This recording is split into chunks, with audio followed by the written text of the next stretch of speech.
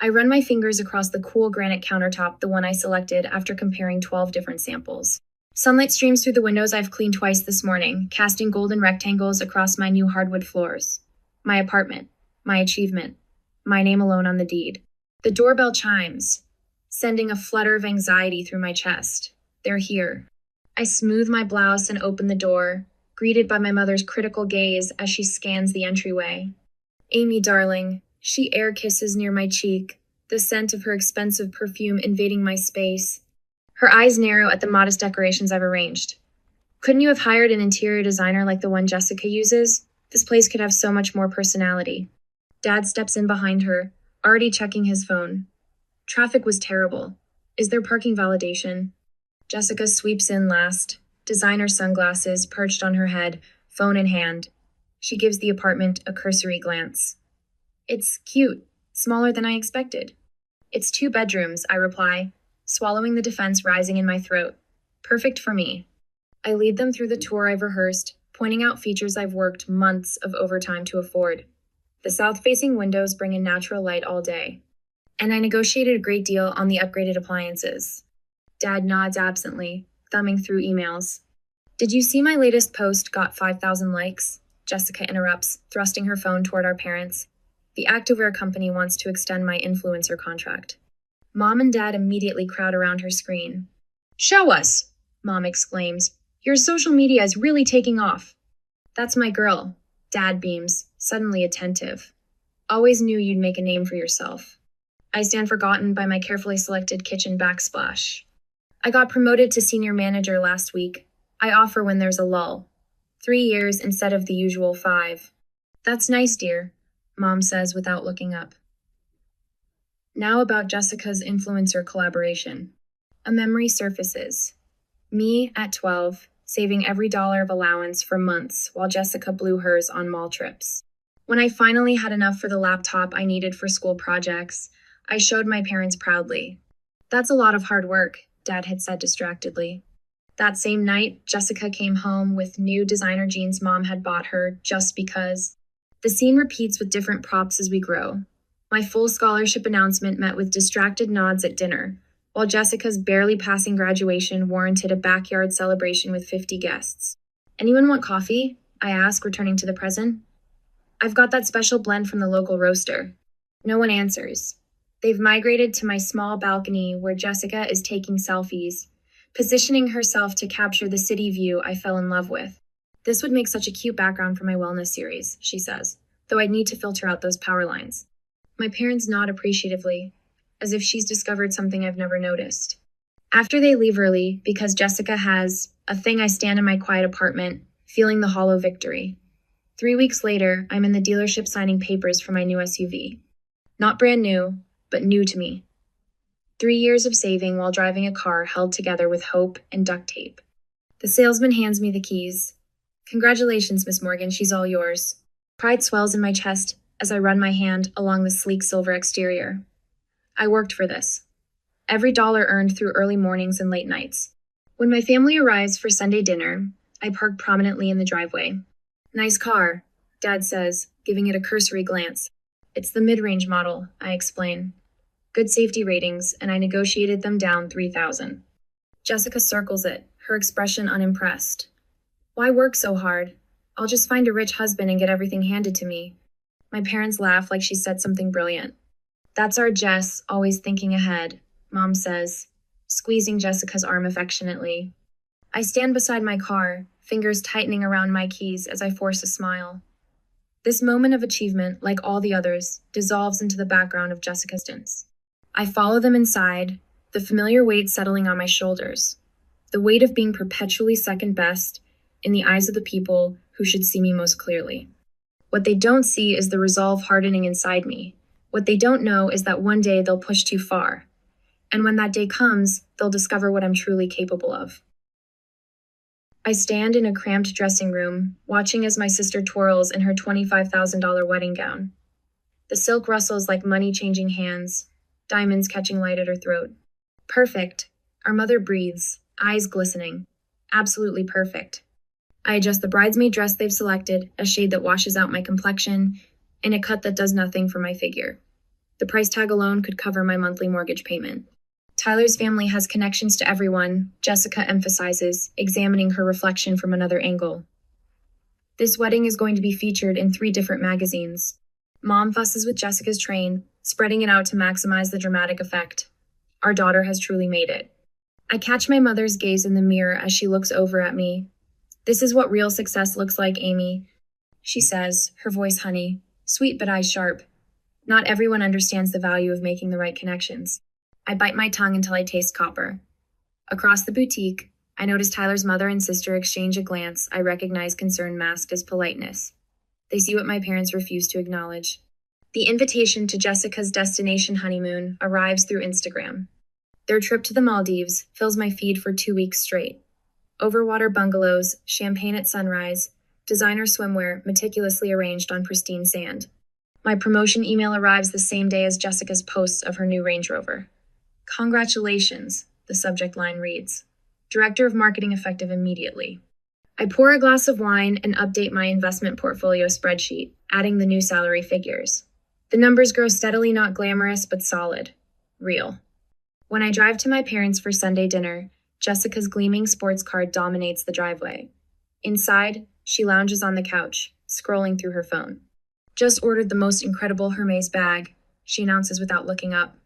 Tyler's bonus came through early. I set down the dish I've brought, homemade lasagna still warm from my oven. That's nice, I say. I just got promoted to director.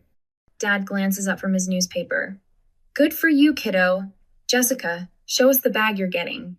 4 years later, I hear the news through a phone call from my sobbing mother. He just left her, Mom wails through the speaker. Called her shallow and wasteful. Can you believe it? After everything she's done for him. I grip my phone tighter, thinking of the luxury vacations, the wardrobes of clothes with tags still attached, the sports cars traded in yearly. What exactly happened? Tyler stood at the door with his suitcases, Mom says, her voice cracking. He told Jessica he couldn't support her endless spending anymore, that she'd never understood the value of money or marriage. She tried to explain that she deserves nice things, but he just walked away. I stare at my expense tracker app, decades of careful decisions reflected in neat columns. The divorce papers cite irreconcilable differences and financial irresponsibility. Mom spits the words like venom. His lawyer is being absolutely ruthless about the prenup. She's getting practically nothing, Amy. Where is she staying? I ask, though I already know the answer. Here, of course, Mom says, as if it's obvious. We've kept her room exactly as she left it. She needs our support right now. My hands tremble as I open the email 3 times to confirm I'm not hallucinating. Congratulations, Amy Morgan. You're the winner of our European Dream Vacation contest. Your entry showcasing innovative marketing strategies has earned you an all-expenses-paid trip, valued at $15,000. Experience 2 weeks across 5 European countries.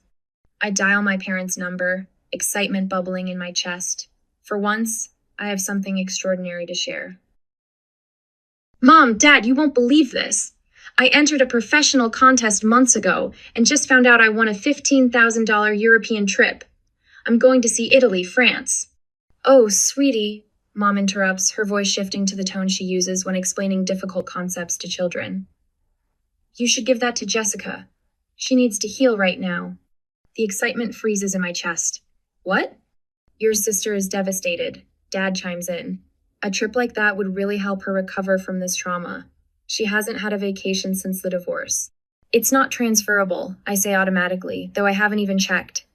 It's a professional achievement prize. I'm sure you could work something out, Mom presses. Your sister needs this more than you do. It's selfish to keep it. The familiar weight settles on my shoulders, the expectation that I'll fold, accommodate, sacrifice. But something different stirs beneath the weight this time. Something that's been building through years of dimmed celebrations and diverted attention. No. The silence on the other end of the line stretches long enough that I check to see if the call dropped. Excuse me? Mom finally says. No, I repeat, my voice growing steady. I earned this. I'm going. Amy Elizabeth Morgan. My father's voice hardens.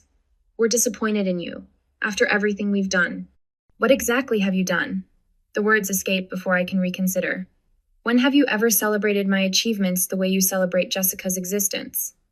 I hear the front door open in the background of the call, followed by Jessica's voice asking what's happening. Your sister is being selfish, Mom explains loudly. She won a European trip and refuses to give it to you. Jessica's voice comes through clearly, shrill with indignation. Are you serious? You've always had everything easy. You have a job and an apartment. I have nothing. I have those things because I worked for them, I say, surprised by how calm I sound. Just like I worked for this trip. We raised you to care about family, Dad says, disappointment heavy in his voice. I do care about family, I reply, but I also care about myself. I end the call and stand in my quiet kitchen, shoulders square for the first time in years. My reflection in the window shows someone I barely recognize, someone with a straight spine and clear eyes. 2 weeks in Europe, away from their expectations and disappointments, away from a lifetime of second place. I book my flight that night. I tilt my face toward the Tuscan sun, letting its warmth sink into my skin. Standing atop this ancient hill, surrounded by cypress trees and rolling vineyards, I feel something unfamiliar peace. No one here knows about Amy Morgan, the perpetual second best. No one cares about Jessica's Instagram followers or my parents' transparent favoritism. I snap photos of crumbling stone archways and centuries-old frescoes, never once turning the camera on myself. For 3 glorious weeks, I've existed without comparison, without judgment, without having to make myself smaller. In my travel journal, the pen flows easily across the page. For the first time, I feel valued for who I am. The Italian family at the local trattoria remembers my name, not my sister's. The watercolor instructor praises my eye for detail, not my ability to pose prettily. The hiking guide appreciates my prepared questions, not my designer activewear. On my final evening, I raise a glass of local wine with travelers I've befriended. To building a life on my own terms, I toast. The words taste like possibility. My key turns in the lock, luggage heavy in my hands. 15 hours of travel has left me craving a hot shower and my own bed. But the moment the door swings open, something is wrong. Unfamiliar shoes designer stilettos I'd never waste money on litter my meticulously organized entryway. A silk blouse that costs more than my monthly grocery budget is thrown carelessly over my sofa. The air smells ranch expensive perfume masking something else, something sour. Hello? I call out, voice sharper than intended. The bathroom door opens. Jessica emerges, wrapped in my robe, hair dripping onto my clean floors. Oh, she says, barely glancing up from her phone. You're back already? My throat tightens. What are you doing in my apartment? She shrugs, scrolling through social media. Mom and Dad gave me a key. I needed somewhere to stay. They're on speaker, actually. She gestures toward the phone on my kitchen counter. I drop my bags and stride across the room. Mom? Dad? Why does Jessica have a key to my apartment? Amy, don't make a fuss. My mother's voice crackles through the speaker. Your sister needed somewhere to stay while sorting things out. Your place was just sitting empty. My place wasn't sitting empty. I was on a trip. A trip you should have given to your sister. My father interrupts. She needed it more than you. I press my fingers against my temples. Where's all my stuff? My bedroom. I moved some things to make space, Jessica says, examining her manicure. No big deal. My heart pounds as I scan the apartment. Family photos rearranged. My books stacked haphazardly in corners. Cabinet doors left open. Contents reorganized to make room for Jessica's organic specialty foods. A horrible thought strikes me. My car. I need to check on my car. I grab my keys and rush out, ignoring Jessica's eye roll and my parents' voices calling after me. The elevator seems to crawl. My hands shake as I punch the button for the parking garage. The space where my SUV should be space 247, where I've parked for 2 years, is empty. A cold weight settles in my stomach. I dial my parents, pacing the concrete floor. Where is my car? I demand when my father answers. Now, Amy, don't overreact. His tone is the same one he used when explaining why Jessica got a car for her 16th birthday while I took the bus until I could save for my own. Where is my car? Each word punctuated by the sharp click of my shoes on concrete. We sold it, he says matter-of-factly. Jessica needed money to get back on her feet. The world tilts. You sold my car? You had no right. My mother's voice cuts in. It was just a car, Amy. Family is more important. Jessica needs us right now. It was my car, I whisper, then louder.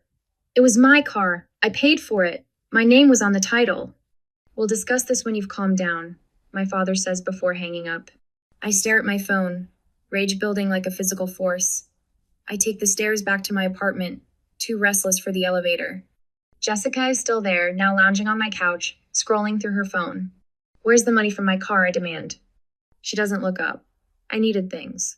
I spot a bank statement on the counter my parents' account. A withdrawal for $25,000.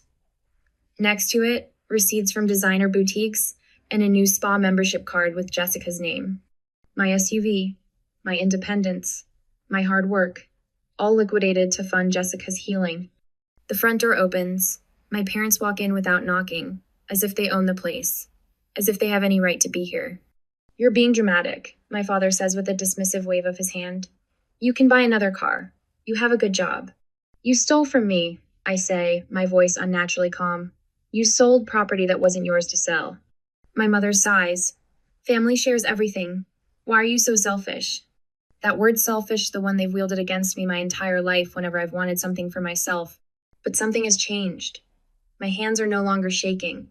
My voice is steady. The shame they've tried to instill no longer takes root. Get out, I say. All of you. Now. Jessica's face contorts in manufactured outrage. After everything we've done for you? Fake tears spring to her eyes, the same performance that's worked on our parents for decades. My father puffs up. This is not how you speak to family. You've done nothing but take. I cut him off, my voice ice cold. That ends. Get out of my apartment before I call the police and report my car stolen. Jessica gasps. You wouldn't. I would. I am. I hold the door open, arm rigid. Leave your key. My mother tries one last manipulation. We're your family, Amy. I meet her eyes without flinching. Not anymore. When the door closes behind them, I slide the deadbolt with a satisfying click. For the first time, the sound doesn't represent keeping others out. It represents keeping myself in. I slide the manila folder across the polished desk. Evidence of betrayal packaged in crisp chronological order. The attorney Ms. Liviner raises her eyebrows as she flips through the documents. They had no legal right to sell property registered in your name, she says, her voice sharpening as she examines the car title. My name in bold black letters. This is straightforward theft. I want everything documented, every penny. My voice doesn't waver anymore when I speak about them. The tremor that used to live in my throat has hardened into something stronger. Miss Levine lifts a spreadsheet from the folder. You've kept receipts for years? Since I was 16. I don't tell her how it started as a desperate attempt to prove my worth. How it highlighted every contribution, every loan that mysteriously became a gift when Jessica needed something. Miss Levine taps her pen against my meticulously organized evidence. Most clients come in with scattered memories, maybe a bank statement or two. You've brought me a case file that would make a paralegal jealous. I say nothing. Preparation has always been my armor. She holds up my car title, the highlighter mark vivid against the paper. The vehicle was solely in your name. They had no authority to sell it. They never thought I'd fight back. I run my finger along the edge of the desk. They still don't. Back home, I add another document to the growing file. A printout of Jessica's Instagram post timestamped 3 days after they sold my car showing her lounging at a luxury spa. The caption reads, Self-care is investing in yourself. Number healing, number treat yourself, number deserving.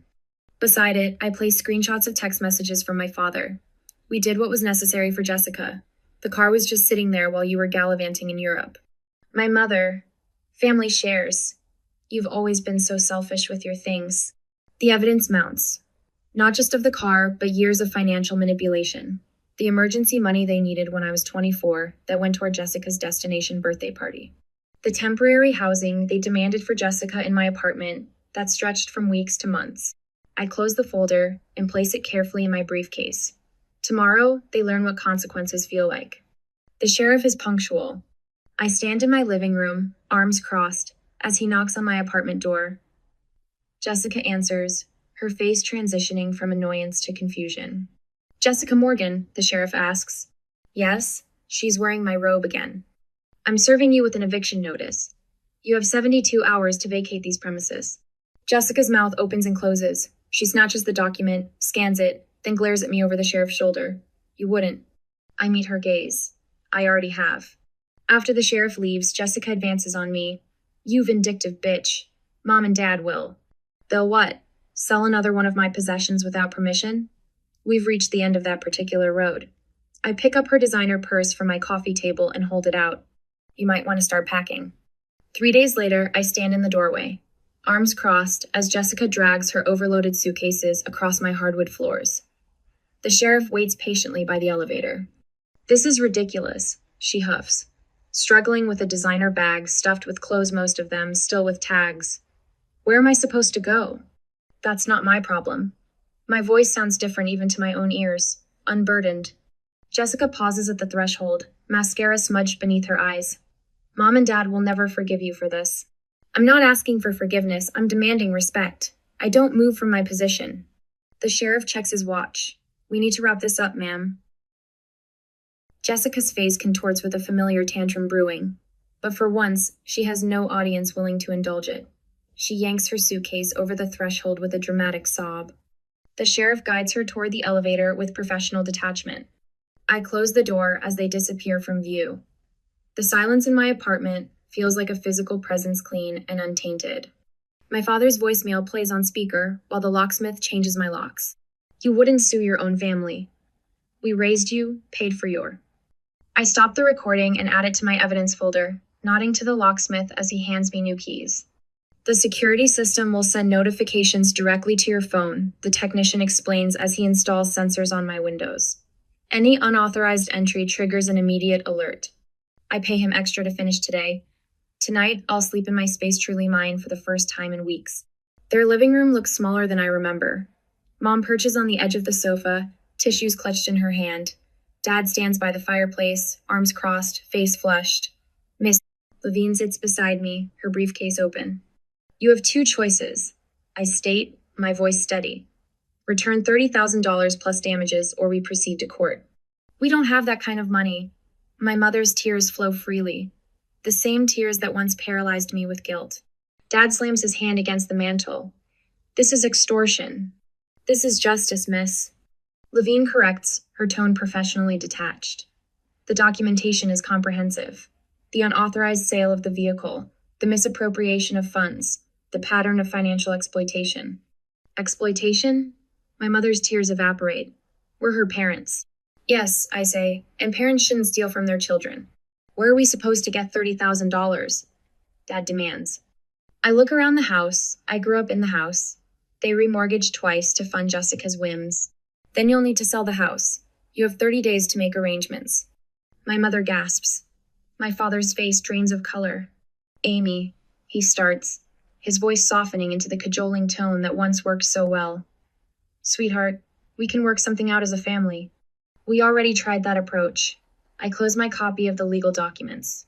It didn't work out well for me. As we leave, I don't look back.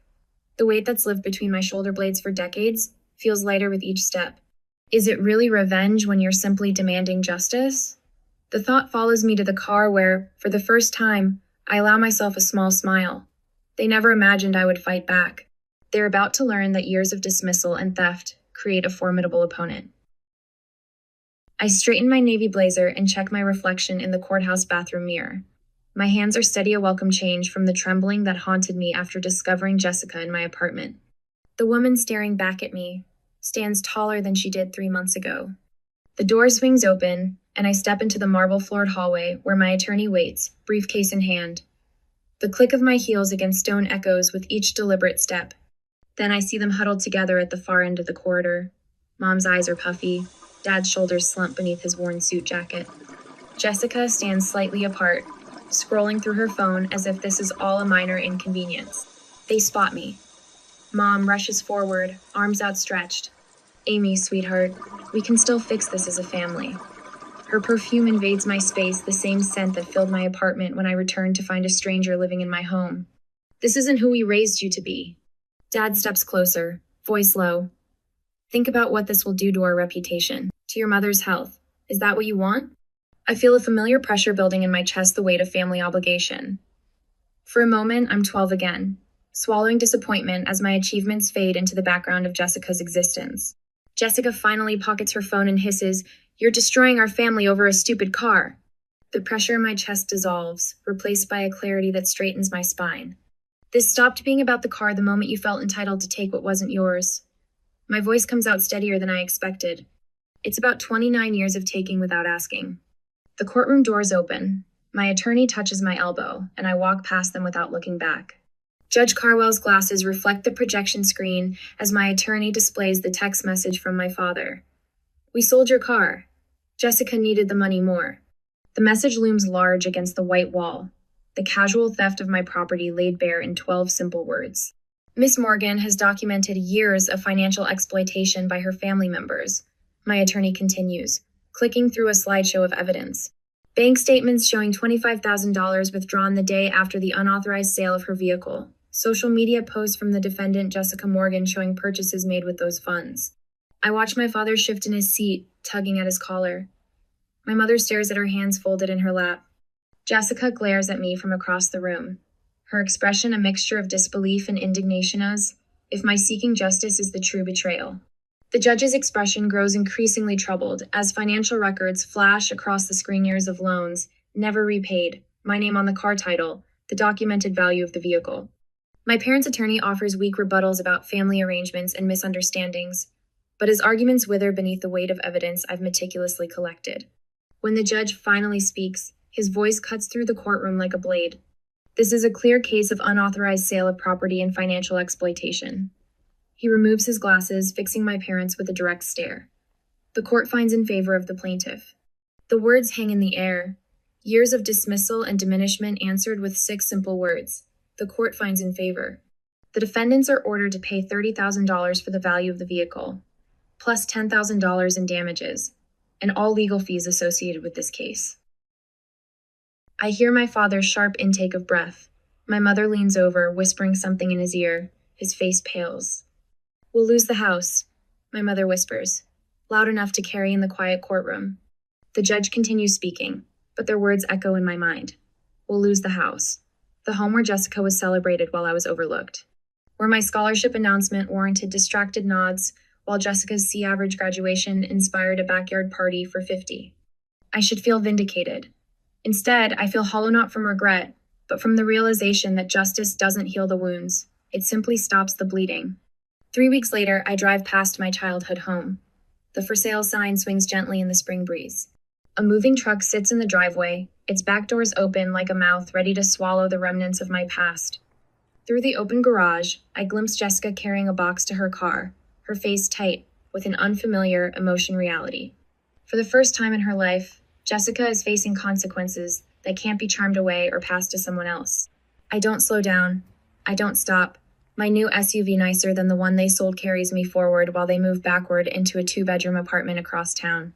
The symmetry isn't lost on me. My 2-bedroom apartment they dismissed, now mirrored in their downsized reality. Back home, I stand at my kitchen counter, the one I selected after comparing 12 different samples. Sunlight still streams through my windows, casting golden rectangles across my hardwood floors. But something has shifted. The apartment feels different because I am different. The court judgment sits on my countertop. I trace my finger over the embossed seal, the official recognition of my rights. For a moment, I consider framing Ida trophy of sorts. Instead, I open a drawer and place it inside, closing it with a soft click. This chapter is closed, I whisper to the empty room. I pull out my phone and scroll to my contacts. Mom, Dad, Jessica. 3 names that once defined my worth, now reduced to digital entries I no longer need. Delete, delete, delete. With each tap, the weight I've carried since childhood grows lighter. I take a deep breath, not the shallow kind that braces for disappointment, but the full lunged inhale of someone facing an open horizon. Outside my window, the city continues its rhythm. Inside, the only sound is my breathing steady and free.